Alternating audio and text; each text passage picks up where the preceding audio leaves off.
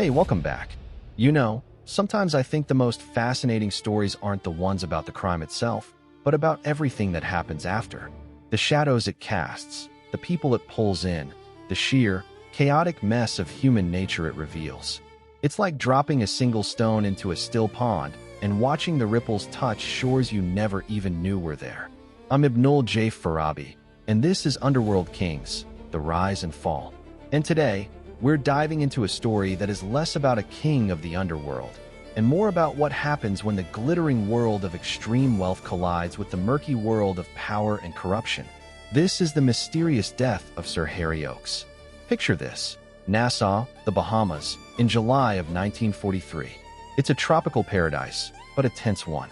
The world is at war, and these islands, a British colony, have become a playground for the ultra-rich trying to escape the conflict. And the richest man in the entire British Empire, possibly the entire world at that time, was Sir Harry Oakes. A classic American success story, a prospector who struck the biggest gold find in Canadian history, a man of rough edges knighted for his philanthropy. He owned huge chunks of Nassau, was building hospitals, and was a close friend, some say the only close friend, of the island's governor, the Duke of Windsor. Yes, that Duke of Windsor. The former King Edward VIII, who gave up the British throne for Wallace Simpson, and was now installed here, in this sun-drenched, politically sensitive outpost. And on the sweltering morning of July 8, 1943, Sir Harry Oakes is found dead in his bedroom at his palatial estate, Westbourne. The scene is bizarre, almost theatrical. His body is partially burned, covered in feathers from a slashed pillow, and his skull is crushed. For bloody, ritualistic-looking marks are on the wall. It looks like a savage, occult killing. Immediately, the machinery of cover-up begins to grind. The local police are sidelined. The Duke of Windsor, upon hearing the news, makes an unprecedented move. He calls a not Scotland Yard from London, but two detectives from Miami.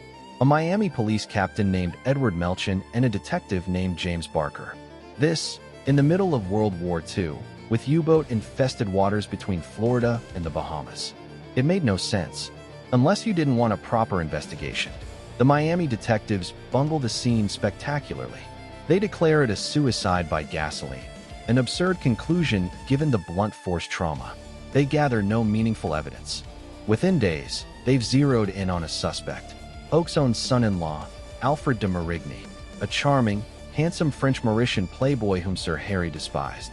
The case against de Marigny was flimsy, built on a single fingerprint lifted from a Chinese screen in the room, a fingerprint that was later proven to have been planted by Detective Barker himself. At trial, de Marigny's brilliant defense attorney shredded the prosecution's case. He was acquitted, but the question remained, hanging in the humid Bahamian air like a storm cloud. If not de Marigny, then who killed Sir Harry Oakes? And why? This is where the story deepens, and the ripples spread out to touch some very dangerous shores. Sir Harry Oakes was a difficult man, but he was also a powerful force in Nassau's development. And he was fiercely at odds with another powerful force, the American mob. Specifically, Meyer Lansky and his associates, who saw the Bahamas as the perfect future hub for casino gambling, a wide-open laundromat for their millions. Oakes, a teetotaler who hated gambling, was the main obstacle. He owned the land, he had the governor's ear, and he was blocking their plans at every turn. His death removed that obstacle almost overnight. And then we have the Duke of Windsor. His relationship with Oakes was complex. He relied on the billionaire's money and influence, but there were whispers of tensions. More importantly, the Duke and his wife, Wallace, moved in circles with known Nazi sympathizers. This was the height of the war, remember. British intelligence was deeply concerned about the Duke's allegiances. Some theories suggest Oakes, a staunch anti-Nazi, may have discovered something incriminating about financial dealings between the Duke's circle and the enemy. A motive for powerful people to want him silenced. Absolutely. But there's a third, even darker layer. A name that comes up in hushed tones, Harold Christie. Not the actor. Harold Christie was the premier real estate mogul in the Bahamas, Oakes' business partner, and the man who was sleeping in a bedroom just down the hall the night Oakes was murdered. He claimed he heard nothing. He discovered the body. His actions that night were strange, including a mysterious pre-dawn boat trip. Christie was also deeply connected to the American mob's gambling interests. He stood to gain enormously from Oak's death, both financially and in terms of clearing the path for casinos. He was never seriously investigated. So we're left with a triangle of suspicion: the Mafia, who needed him gone; the Duke's circle, who may have needed him silenced; and the business partner, who stood to gain from his death. The botched investigation by the Miami detectives feels less like incompetence and more like a deliberate operation to steer the narrative towards a convenient fall guy, de Marigny, and away from these much more powerful currents. Sitting here in New York, thinking about this case, what strikes me isn't the mystery of the murder weapon or the exact sequence of events. It's the architecture of impunity. When you have that much money, that much political power, and that much criminal influence all swirling in one small, isolated place, the truth becomes the most disposable commodity of all. The murder of Sir Harry Oakes wasn't just a crime. It was a collision of worlds. The old world aristocracy represented by the Duke, the new world brute force capitalism of Oakes, and the emerging, ruthless shadow empire of organized crime.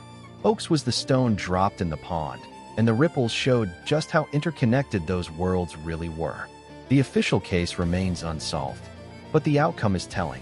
With Oakes dead, the mob's path to the Bahamas was cleared. Within a decade, Meyer Lansky's associates controlled the island's first major casino. Nassau became the gambling and laundering haven they dreamed of. Harold Christie sold the land and made a fortune. The Duke and Duchess of Windsor lived out their lives in luxurious exile. And Alfred de Marigny, though acquitted, was deported and lived under a cloud of suspicion forever. Everyone, except Harry Oakes, seemed to eventually get what they wanted. Sometimes, the real story of a crime isn't in the who, but in the what happened next. The death of Sir Harry Oakes is a masterclass in how power protects itself, how narratives are manufactured, and how, in the right or wrong circumstances, a murder can be less a tragedy and more a transaction. A bloody, brutal transaction on a tropical island. Thanks for listening. If you're fascinated by the shadows where history and crime meet, make sure you're following the show. Share this episode with someone who loves a good, unsolved mystery. For more deep dives into the most compelling true crime stories in history, visit Light Not Studios at lightnotstudios.com. I'm Ibnul J. Farabi. Until next time, stay curious.